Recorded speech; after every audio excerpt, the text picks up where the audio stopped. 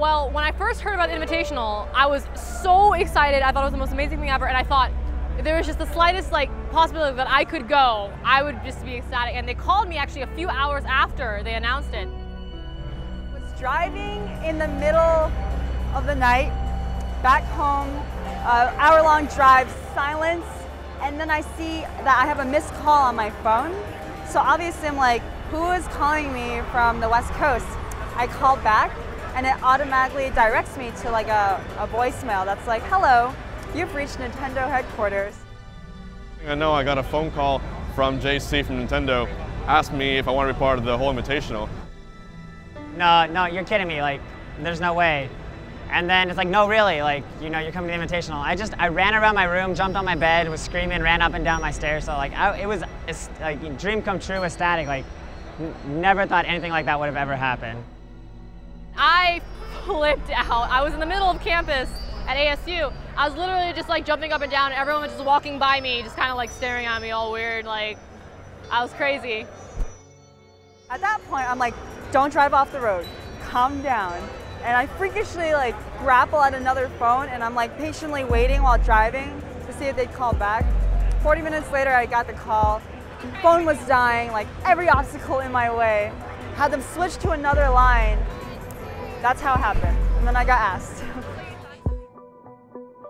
We now have like double the amount of players we had last time. All these people who played Smash at one point but didn't realize there was such a facet for a competitive scene inside of it.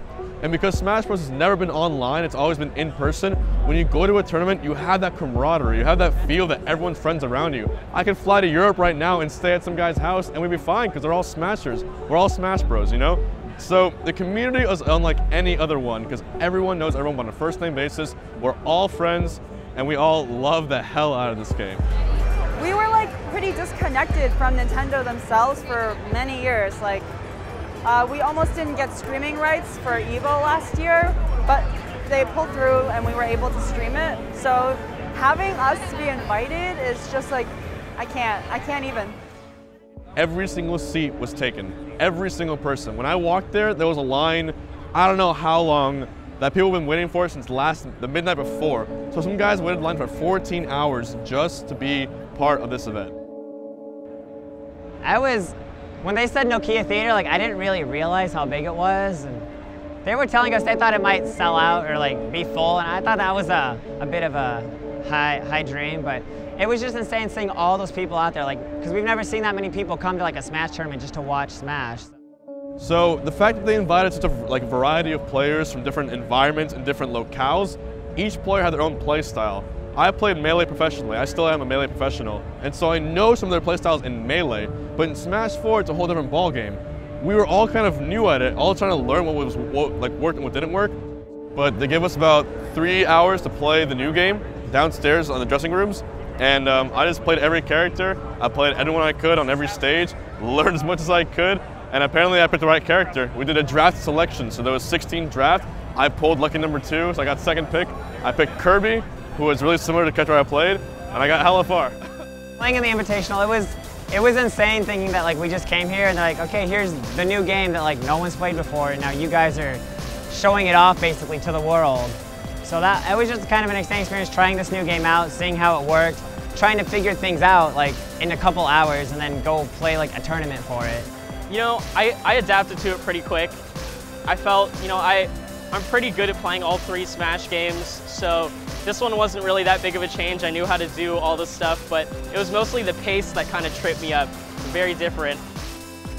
The fans in the Milktea Theater that day were just so supportive that I wasn't nervous at all. I felt I was like really in my element. The tournament did a bracket and then a fan favorite. So if you lost the match but you were the fan favorite, you got to go on further and win.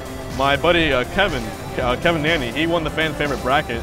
He made his own money, won his own trophy. I got second place in the official bracket, so I didn't win a trophy, but I got to be on that stage, I got to wear that robe, I got to show what I could do in the game and almost take down the guy who was considered to be the best in the world from the start.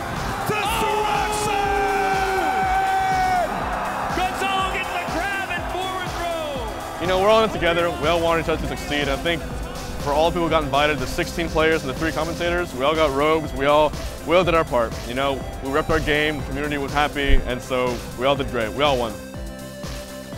Especially after yesterday, the Smash community is, I want to say, like really unified. They're like it's not only just the Brawl community being together, the Melee community, you know, it's just a mix of all of our games, you know, more so coming together, especially after this, you know, so much publicity, so much just like an opportunity from Nintendo.